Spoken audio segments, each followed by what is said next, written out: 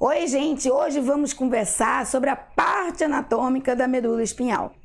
Vai ter partes que você vai ficar um pouco assim, enfadonho, porque é eu falar e mostrar a estrutura. Não tem muita explicação, é anatomia.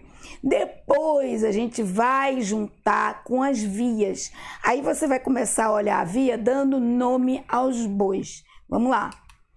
A medula espinhal está localizada dentro do canal vertebral, tá? Em torno dela a gente tem 3 membranas protetoras, em torno dela e também do encéfalo, tá bom? Compostas de tecido conjuntivo. São elas, da mais externa para mais interna, a dura mater, a aracnoide mater e a pia mater. Vamos dar uma olhada.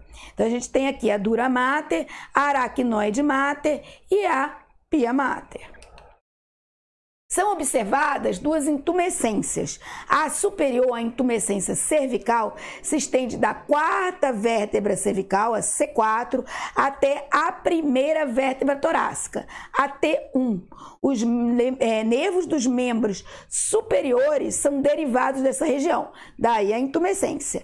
E a intumescência lombar os nervos dos membros inferiores derivam dela e ela vai da 9ª até a 12ª vértebra torácica. Vamos dar uma olhada. Então a gente tem ali a intumescência cervical e a gente tem aqui a intumescência lombar, sem mistério, né? Em frente. Abaixo da intumescência lombar, a medula espinhal se termina em uma estrutura cônica, afilada, conhecida como cone medular, que se estende até o nível do disco intervertebral, entre a 1ª e a 2ª vértebras lombares, L1 e L12 em adultos. Vamos dar uma olhada. Ali tem o cone medular e aqui, já aproveitando a imagem, a gente tem a famosa cauda equina, que não é famosa, é apenas a cauda equina, que dá um tempero a mais, né? São 31 pares de nervos espinais que se originam em intervalos regulares dos forames intervertebrados. Então, também sem mistérios, né? 8 pares de nervos cervicais, C1 a C8, 12 pares de nervo torácico, 5 pares de nervos lombares, 5 pares de nervos sacrais e 1 par de nervo coxígeo. A medula espinhal é mais curta do que a coluna vertebral. Os nervos das regiões lombar, sacral e coxígea não saem da coluna vertebral no mesmo nível em que deixa a medula espinhal, tá? 2 feixes de axônio, chamados raízes, se conectam com cada nervo espinhal a um segmento, conectam cada nervo espinhal a um segmento da medula por meio de feixes ainda menores de axônios, conhecidos como radículas. Vamos dar uma olhada. Então, ali onde tem as setas vermelhas, são as raiz posterior do nervo espinhal, raiz anterior do nervo espinhal. A radícula é esse aqui que está segmentado, você está vendo ali vários segmentozinhos, tá? Radícula anterior e aqui a radícula posterior, tá bom? Um corte transverso da medula espinhal mostra a substância branca envolvendo a parte interna, formada de substância cinzenta. A substância branca, gente, é composta basicamente por feixes de axônio, tá? Mielinizados. 2 sulcos na substância branca da medula espinhal a dividem em 2 lados. Então, você tem um sulco posteriormente e um sulco anteriormente que divide essa substância branca, direito e esquerdo. A fissura mediana anterior, na região motora, e o sulco mediano posterior, na região sensitiva. A gente vai olhar ali, sulco mediano posterior e aqui a fissura mediana anterior. Sem mistério, né? Vamos em frente. Na substância cinzenta da medula espinhal é subdividida, substância cinzenta, em cornos, que têm agrupamento de corpos celulares neuronais e constituem grupos funcionais conhecidos como núcleo. A gente vai ter uma aula para falar desses núcleos, a função deles, tá bom? Entre os cornos posteriores e anteriores estão os cornos laterais, tá bom? Os quais são encontrados apenas no segmento torácico e lombar alto da medula espinhal. Porque ali está o sistema nervoso autônomo, simpático. Vamos dar uma olhada.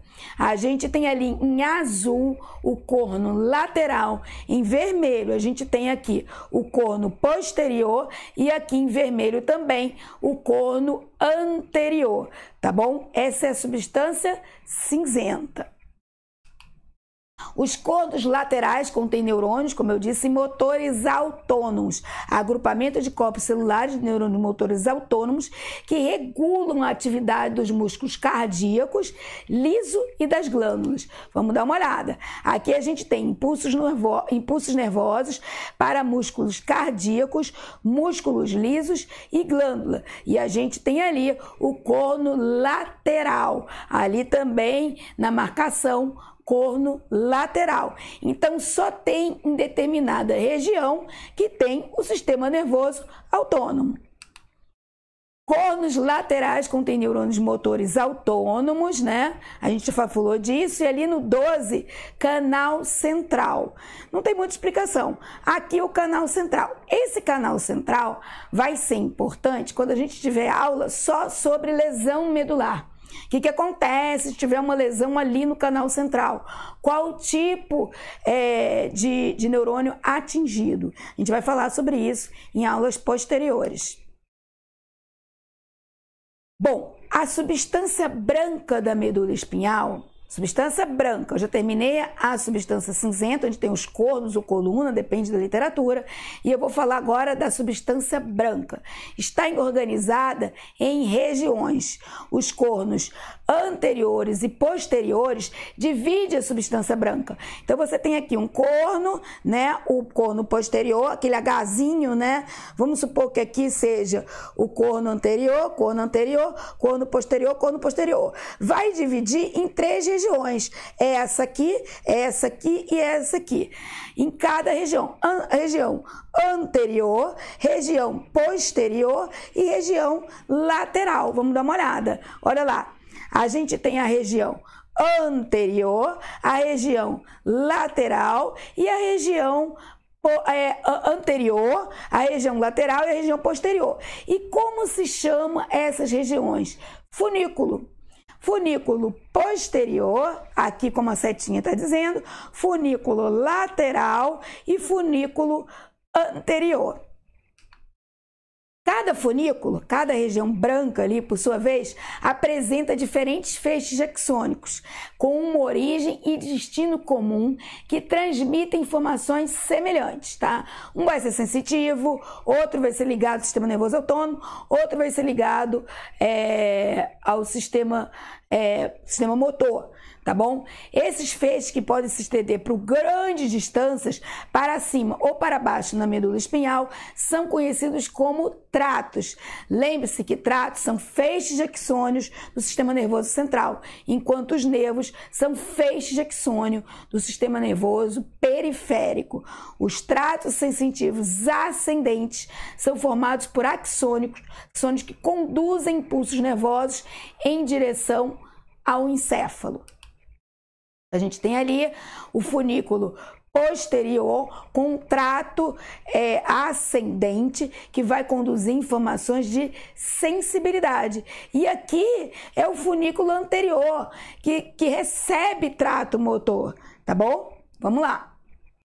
Então, gente, chegamos a uma parte em que a gente vai juntar os nomes novos que a gente aprendeu, as vias que a gente aprendeu ontem, mais algumas vias novas que eu já vou introduzindo para vocês, tá bom? Aqui a gente tem receptores sensitivos, tá? Que detectam um sinal, um estímulo. Então, a partir da raiz posterior, os axônios dos neurônios sensitivos podem seguir 3 caminhos diferentes. Então, ele vai entrar ali através do cono posterior, ó, aqui, e eles podem seguir 3 caminhos diferentes. Ele pode seguir o caminho da via posterior leminísco medial ou via dorsal, pode seguir o caminho da via anterolateral ou pode seguir o caminho da via espinal reflexa, que é uma nova via que a gente está ouvindo falar hoje dela.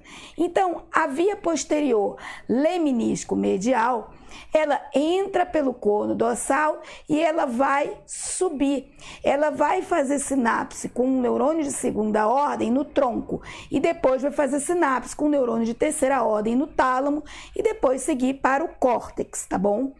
A via anterolateral, ela faz sinapse com um neurônio de segunda ordem na medula e atravessa a medula, ela cruza. Lembrando que a via posterior leminísco medial, ela cruza no tronco, faz sinapse com o neurônio de segunda ordem e daí cruza. Essa vai fazer sinapse com o neurônio de segunda ordem na medula, vai cruzar e seguir para o tálamo, onde vai fazer sinapse com o neurônio de terceira ordem e depois vai seguir para o córtex, onde faz sinapse com o neurônio de quarta ordem, tá bom? E aqui a gente também tem, aqui nessa seta, ó, no número 5, tá aqui, a via reflexa. A gente tem ali a via sensitiva fazendo sinapse com o interneurônio e depois esse interneurônio fazendo sinapse com o neurônio motor. Ó, neurônio motor, tá bom? Vamos seguir. Referências motoras, né, que entram no corno anterior. Lógico, se o posterior é sensitivo, no corno anterior entram, vias descendentes, outra via nova, referências motoras. Corno anterior, ó, raiz anterior e nervo espinhal. Tudo bem? Vamos lá. As referências motoras para o músculo cardíaco, músculo liso e glândulas envolvem neurônios motores do corno lateral. O corno lateral é qual mesmo? É aquele do sistema nervoso simpático. Então, só tem nas regiões onde o sistema nervoso simpático atua, né? Sai, né? Então, a partir da medula espinhal, os axônios dos neurônios motores autônomos realizam sinapse com outro grupo de neurônios motores autônomos localizado no sistema nervoso periférico. A gente tem aqui um neurônio motor autônomo, esse ali, ele entrou, neurônio motor autônomo, entrando ali pelo corno lateral, ali no número 8, depois fazendo sinapse com outro neurônio motor autônomo e atingindo ali o coração, as glândulas, tudo bem? Bom, recordar é viver. A gente viu que hoje a gente adicionou um pouco mais de via, mas vamos relembrar as vias que a gente deu aula passada. Mais próxima a mim é a via anterolateral, do tato grosseiro. Então, a anterolateral, o neurônio de primeira ordem faz sinapse com o neurônio de segunda ordem na medula, cruza, sobe para o tálamo, onde faz sinapse com o neurônio de terceira ordem, sobe, onde faz sinapse com o neurônio de quarta ordem no córtex. Tá? Já ali mais à esquerda, a gente também tem um receptor, mas não vai cruzar, ali não vai sair uma via que vai cruzar na medula. Ela vai cruzar no tronco encefálico, o neurônio de primeira ordem vai fazer sinapse com o neurônio de segunda ordem no tronco cefálico, vai cruzar, subir, fazer sinapse com o neurônio de terceira ordem no tálamo, subir, fazer sinapse com o neurônio de quarta ordem no córtex, beleza? Gente, esse foi um assunto extenso envolvendo a anatomia e as vias, mas eu creio que agora está muito mais inteligível, está muito mais fácil para vocês, tá bom? Até a próxima aula que a gente vai entrar em mais assuntos para dominar a neuro. Beijo!